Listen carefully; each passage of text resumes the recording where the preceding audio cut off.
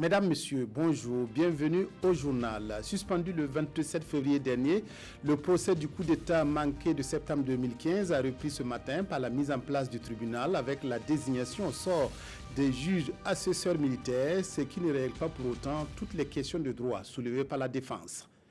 Le prince héritier saoudien Mohamed Ben Salman effectue une visite de 3 semaines aux États-Unis, reçu hier à la Maison-Blanche par le président américain. Ce dernier a vanté devant le jeune prince les relations d'amitié entre Washington et Riyad. Le procès du putsch manqué de septembre 2015 a repris ce matin à Ouaga 2000. Aujourd'hui, un grand pas vient d'être franchi, notamment avec la mise en place du tribunal, avec la désignation par tirage au sort des juges assesseurs militaires. Pour autant, les choses ne sont pas évidentes pour les avocats qui dénoncent plusieurs entorses à la règle de droit dans la mise en place du tribunal. Reportage Zoubaviel David Dabiré. Dès l'ouverture de l'audience, le juge Seydou Ouedraogo procède à la constitution de son tribunal, condition sine qua non pour la tenue effective du procès ministère public contre le général Gilbert Diendéré et compagnie. Et conformément à l'article 16 du Code de procédure applicable devant le tribunal militaire, plusieurs officiers supérieurs sont convoqués et tirés au sort. En plus du général de division Tenga Robert Djigemde, ce sont les colonels Armand Claude Cabré et Ludovic Ouedraogo qui sont désignés comme juges assesseurs. Leurs suppléants ont pour nom le colonel-major Koudbi Kologo et les colonels et les lieutenants-colonels Adam Néré et Vincent de Paul Ouedraogo. Pour le parquet militaire, ces juges assesseurs sont les représentants du commandement et auront la lourde tâche d'assister et de conseiller le juge Seydou Ouedraogo. Il n'en fallait pas plus aux avocats de la défense pour soulever une kyrielle d'entorse à la procédure et de violation des règles du droit. Pour Maître Mathieu Sommet, l'article 16 du Code de justice militaire est violé du fait que des colonels sont désignés juges assesseurs au détriment du colonel-major Koudbi Kologo. En plus, il dénonce le décret nominatif du président Seydou Ouedraogo qui fait mention de président de chambre de jugement du tribunal militaire et non chambre de première instance comme cela devait l'être. Et l'auxiliaire de justice de conclure que la composition du tribunal est irrégulière. Alors, Zoubaviel David Dabiré, bonjour. Bonjour Godefroy Bazir. Alors, vous venez de nous faire un petit compte-rendu de ce qui s'est passé ce matin. Est-ce que l'ambiance était à la sérénité? Oui, on peut dire qu'il y avait de la ferveur ce matin, contrairement à la première audience où certains avaient été refroidis dans leur élan et par le dispositif sécuritaire. Aujourd'hui, les gens ont pris leur disposition de sorte à venir au niveau de la salle des banquets de Ouaga 2000 avec le moins de matériel possible. Conséquence, ils ont pu tous accéder à la salle. C'était une salle archi-comble et justement l'ambiance y était aussi à l'intérieur. Quand on sait que à la matière, c'est généralement jalonné par des joutes oratoires comme on a pu le constater ce matin. Alors la bataille de procédure se poursuit? Oui, on peut le dire ainsi. Et les grandes lignes même de cette bataille procédurale avaient été annoncées lundi dernier avec la conférence de presse donnée par les avocats de la défense qui avaient mis en cause un certain nombre de faits, notamment le décret nominatif du président Seydou Ouedraogo et bien d'autres choses. Donc aujourd'hui, c'était l'occasion pour eux d'exposer ces différentes exceptions et comme on le dit en droit, ces exceptions-là doivent être soulevées maintenant avant d'arriver au fond. C'est-à-dire que, si vous voulez, il y a 3 phases dans le jugement. Il y a d'abord la phase des procédures, il y a le jugement au fond et il y a le verdict. Et si vous n'avez pas pu soulever les différentes exceptions à cette étape, vous ne pouvez pas les soulever quand on va arriver au jugement au fond. Donc les avocats sont dans leur droit aujourd'hui de soulever toutes les exceptions qui peuvent être soulevées. Est-ce qu'on peut dire que cette fois, avec la mise en place du tribunal, parce qu'on a désigné les assesseurs ce matin, donc le tribunal est au grand complet, est-ce qu'on peut dire qu'on est parti de bon pied? Oui, on peut le dire ainsi parce que c'est pour juger, il faut forcément un tribunal. Mais les avocats ne l'entendent pas de cette oreille parce que, dans un premier temps, ils récusent même le juge, ils ne reconnaissent pas la légalité du juge parce que le décret nominatif du juge Seydou Ouedraogo parle de chambre de jugement. Or, la chambre de jugement a été supprimée avec la loi modificative du tribunal militaire intervenu en juillet 2017. Et maintenant, on parle de chambre de première instance. Parce que vous vous souviendrez qu'au niveau de la chambre de jugement, il n'y avait pas de recours possible. Et on a voulu uniformiser le tribunal militaire à l'ensemble du dispositif judiciaire que nous avons au Burkina Faso. Et c'est un peu le même cas que nous avons connu en son temps au niveau de la Haute Cour de justice où il n'y avait pas de possibilité de recours. Alors, nous sommes passés d'une chambre de jugement aujourd'hui à une chambre de première instance. Malheureusement, le décret dit que le président Sédou Ouédraogo est nommé pour une chambre de jugement. Conséquence, les avocats disent qu'ils ne sont pas devant une chambre de conséquence et même dans les citations à comparaître qui ont été délivrées par le parquet militaire parlent de tribunal, de chambre de première instance, pendant que le décret nominatif de Sédou Ouédraogo mentionne de chambre de jugement. Donc il y a le paradoxe ici et ça fait polémique. Alors avec toutes ces questions soulevées, est-ce qu'on va vers encore une suspension du procès? Oui, Maître Mathieu Sommet a donné le temps ce matin. Il a même dit qu'aujourd'hui, le tribunal, ils ne savent pas pourquoi même ils sont aujourd'hui devant le juge Sédou Ouédraogo, du fait qu'il est légalement, il n'est pas le président de ce tribunal-là. Mais ils l'ont laissé mettre en place le tribunal juste pour la formalité avant de dénoncer, voilà, au regard du droit. Donc, ils ont même dit ce matin qu'ils ne peuvent pas plaider devant un juge qui n'est pas reconnu. Donc, c'est parti et c'est en ce moment que nous sommes arrivés au niveau de la télévision ici pour porter l'information à nos téléspectateurs. Il va sans dire que dans les heures à venir, il y a de fortes chances que soit le juge prenne sur lui de suspendre l'audience ou que les avocats se déportent comme ils l'ont fait la dernière fois. Et qu'il y ait un blocage. Voilà, qu'il y ait un blocage. Et le blocage ici, les avocats l'ont dit, réside dans le décret nominatif qu'il faut corriger du reste. Ils ont demandé à ce que, quand lieu et place de la chambre de jugement qui n'existe plus aujourd'hui, il faut mettre chambre de première instance et le problème à ce niveau est réglé. Pour autant, les exceptions n'ont pas été encore soulevées. Voilà. Est-ce que vous avez pu, en tout cas, vous rendre compte de l'état d'esprit des accusés, notamment les deux généraux, Guinguéré et Bassoulé? Oui, nous avons quand même aujourd'hui, il faut le souligner, aujourd'hui il y a eu quand même des efforts qui ont été faits, à l'endroit de la presse. On nous a laissé rentrer avec nos matériels, on nous a laissé un peu circuler et dans la salle, nous avons pu quand même être au contact avec certains accusés. Voilà, c'était des sourires au visage, des retrouvailles entre gradés de l'armée et entre conseils et clients. Voilà, il y avait une belle ambiance quand même qui régnait et le tout dans cette ferveur des joutes oratoires que se livraient les différentes parties. Alors, c'était une très belle ambiance, mais toujours est-il que nous sommes actuellement dans la phase des procédures et quand on va rentrer au fond, ce n'est pas sûr qu'on aura peut-être la même ambiance, mais c'était une belle ambiance quand même ce matin et que nous avons pu constater. Alors, merci beaucoup Zoubaviel pour toutes ces précisions. On vous retrouvera au cours de nos prochaines éditions pour le compte rendu complet donc, de ce procès qui a repris ce matin à la salle des banquets de Ouaga 2000 en compagnie du Souma de Dramane Guéné qui est toujours sur place donc, pour supplier donc, votre absence.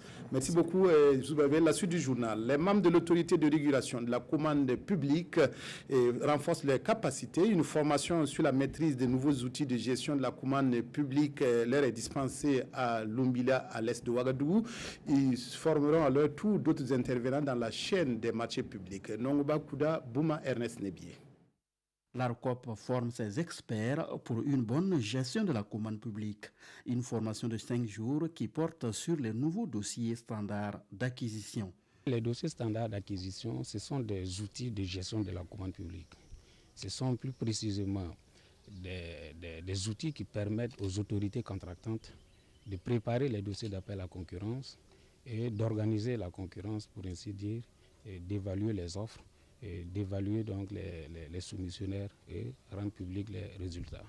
Une formation que les participants sont appelés à transmettre à d'autres acteurs du domaine de la commande publique. Je dois rappeler qu'il y a au total 13 dossiers standards qui ont été élaborés.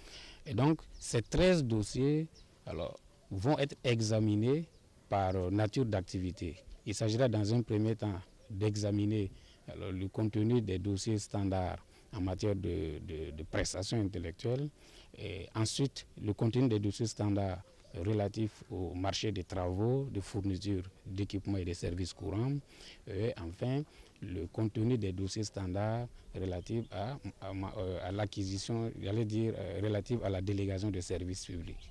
L'ARCOP, l'autorité de régulation de la commande publique, comme son nom l'indique, a pour mission de réguler la commande publique, de faire des audits et de définir des politiques qui consistent en la proposition de mesures législatives réglementaires pour améliorer le cadre normatif de la commande publique. Renforcement des capacités des intervenants dans la prise en charge des enfants migrants. Ils sont formés afin de faire face aux situations d'urgence.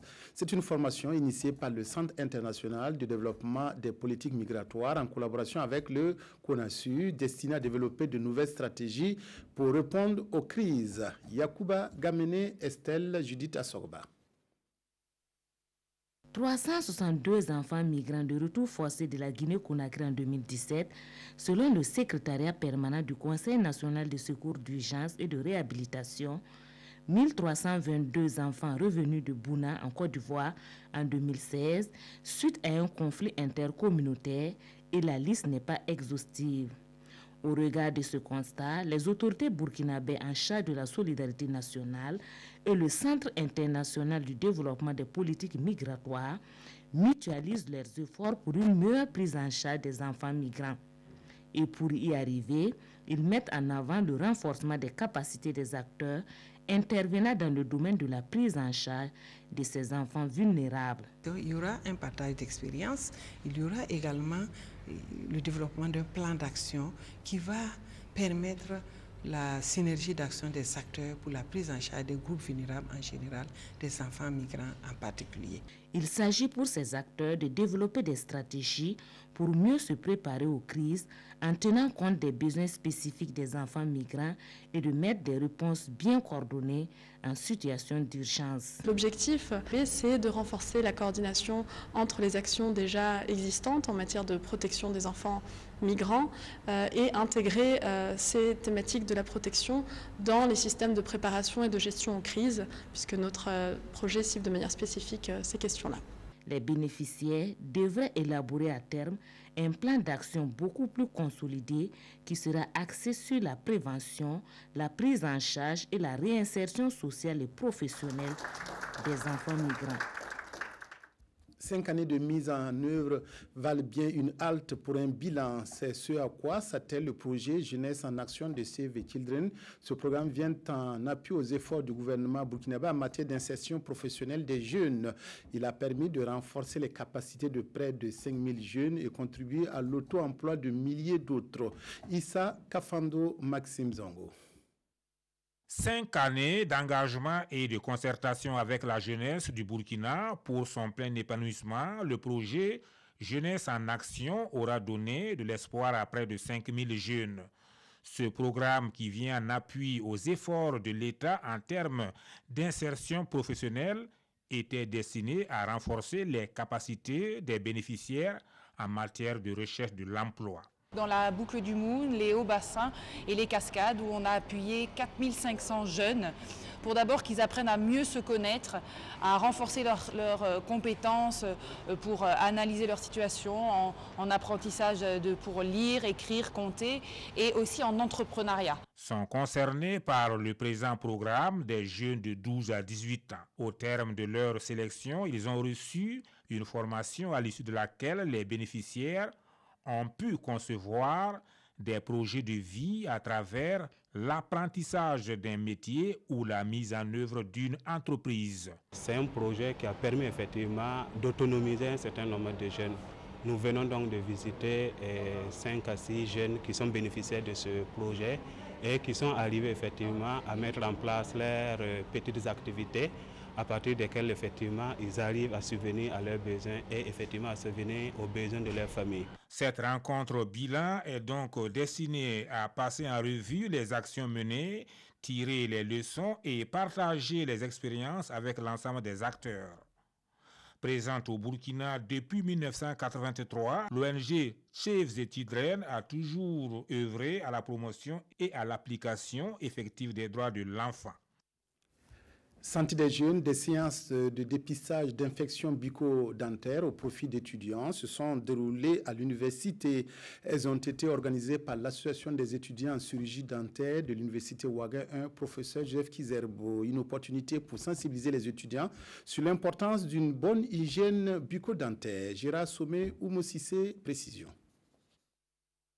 Yacouba Sourabié est étudiant en 7e année de chirurgie dentaire.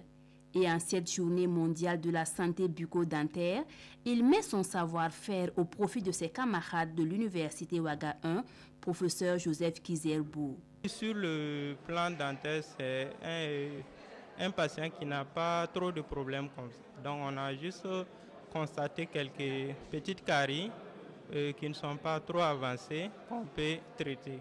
Et ils étaient nombreux les étudiants à passer entre les mains de ces futurs dentistes. Une occasion à ne pas rater, car la visite chez le dentiste est encore loin d'être un réflexe.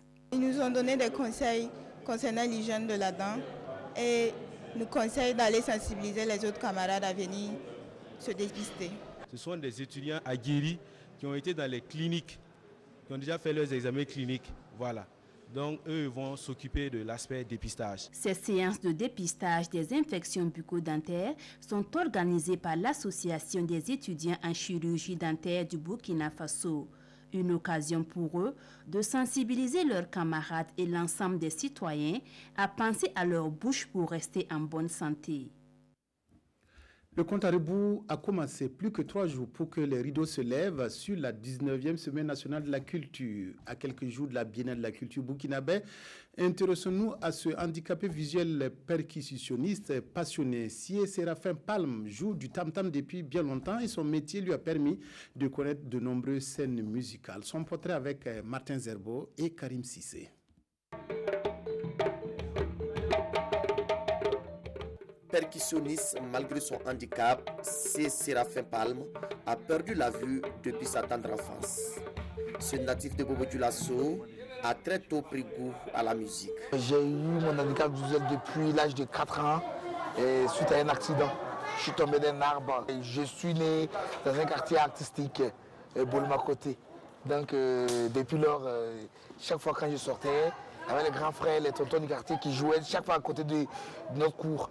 Donc j'écoutais la musique comme ça et puis comme j'avais l'amour, je prenais des boîtes de conserve, de tomates, d'huile et puis j'essayais de jouer là-dessus. À un moment donné, il y a un tonton du quartier qui m'a offert un petit djembé. À force de persévérer, il a fini par s'imposer dans le milieu du showbiz. Son ardeur au travail lui a finalement ouvert les portes des scènes aussi bien nationales qu'internationales. J'ai travaillé à Ouaga avec des artistes musiciens comme Bob Campus, et puis voilà, j'ai voyagé grâce à l'association pour la promotion des Malvoyants et avec Ouaga. Donc j'ai voyagé avec l'association pour la Belgique. Voilà, donc depuis lors je suis à Bobo, j'ai travaillé avec Bolo Art, l'association Bolo Art de Bolma Côté. Toujours jovial et optimiste, ce jeune handicapé visuel s'intègre avec aisance dans n'importe quelle troupe artistique. Et ses collaborateurs manquent d'adjectifs pour le qualifier. Entre moi et Séraphin, vraiment, il joue très bien. Ouais. C'est quelqu'un, il est attentif. La musique, c'est ça. Il faut qu'on écoute les uns et les autres. Vraiment, quand on joue, quand on augmente, il monte avec nous. Quand on descend, il descend avec nous. Et sa technique, c'est l'oreille. Je vois que tout ce qu'il fait dans la musique, là, je vois qu'il capte beaucoup avec son oreille. Et il m'a impressionné dans ses spectacles quand je le vois en train de jouer avec les gens, je dirais, dits normaux. Mais le maintien qu'il a dans la cadence de la musique, c'est ça qui m'a plu. Je me suis dit que c'est des talents comme ça qu'il faut promouvoir. Aujourd'hui, la trentaine bien sonnée. Pour Séraphin Palm, le handicap n'est pas une fatalité. Il suffit juste de croire en soi et d'exploiter ses potentiels de façon efficiente. Le prince héritier saoudien Mohamed Ben Salman a été reçu hier à la Maison-Blanche par Donald Trump, une occasion pour le président américain de louer l'amitié entre les deux pays en déployant des tableaux résumant les domaines de coopération entre Washington et Riyad. MBS entame une tournée de 3 semaines aux États-Unis qui se présente comme une offensive de charme. Donald Trump en VRP de luxe, devant les journalistes et en présence de Mohamed Ben Salman, le prince héritier d'Arabie Saoudite. L'ancien promoteur a dressé la liste des ventes d'équipements militaires à Riyad, des contrats qui, selon lui, vont impacter fortement l'économie américaine. Relation au beau fixe donc entre Donald Trump et le futur patron du premier producteur mondial de pétrole. Une opération communication dont la face cachée est l'usage de ces armes au Yémen. Une guerre sanglante qui a fait près de 10 000 morts. À Washington, des élus réclament la fin de l'assistance militaire des États-Unis à la coalition menée par Riyad. Seul sujet de tension abordé, le financement du terrorisme. Donald Trump a dit que cette époque était révolue. Pour rappel, le 11 septembre 2001, 19 des terroristes étaient de nationalité saoudienne. L'opération séduction de Mohamed Ben Salman va se poursuivre pendant près de 3 semaines. New York, Boston, la côte ouest. Le prince va rencontrer nombre de décideurs de l'économie américaine et notamment les dirigeants d'Apple ou de Google. Lui qui plaide pour des réformes libérales dans son pays, notamment en faveur des femmes, est là pour les convaincre que la société saoudienne change et qu'il est temps d'y investir. La reprise du procès du coup d'État manqué de septembre 2015 constitue le sujet à la une des quotidiens. Les journaux se demandent si le procès va véritablement entrer dans le fond des dossiers ou se retrouver en cale-chaise. La revue de presse est signée Abdoul Rasmane Zongo. Affaire monnayage d'audience, la présidence du Faso, écrit aujourd'hui au Faso, brise l'omerta et fait une mise au point on ne peut plus clair. Je cite: Kosiam se démarque de toute pratique mercantile et honteuse, et mieux, invite toute personne victime ou celles qui en ont connaissance de saisir la direction générale du protocole d'État, structure habilitée à gérer les audiences afin de tirer les conséquences. Des conséquences, il en sera aussi question ce fameux 21 mars, actualité judiciaire oblige, mais de quel type doute aujourd'hui au Faso dans l'affaire Gilbert Diendéré, ou plutôt dans la reprise supposée ou réelle du procès de coup de force avorté. Les avocats de la défense, toujours droit dans les bottes, invoquent des vices de forme non résolus et les mêmes causes produisant les mêmes effets, argumente le journal L'Observateur. Il y a donc fort à parier que cette audience sera encore suspendue. D'autant plus que, constate les éditions Le Pays, le Conseil constitutionnel vient de rejeter la requête de la défense, je cite, dénonçant la nomination des juges du tribunal militaire par décret. Quant à l'Express du Faso, le comportement des conseils de la défense n'est ni plus ni moins que de la diversion. Quand un avocat a raison, il ne quitte pas un procès, souligne le journal. À Gawal, on n'en est pas encore dans une action judiciaire, mais l'atmosphère est tout aussi trouble. En effet, aujourd'hui, au Faso rapporte qu'il y a une paralysie des municipalités du sud-ouest pour 72 heures et les manifestants réclament purement et simplement le départ du secrétaire général de la mairie de Dissine pour incompétence. Voilà, c'est tout pour cette édition. Merci de votre aimable attention à la RTB.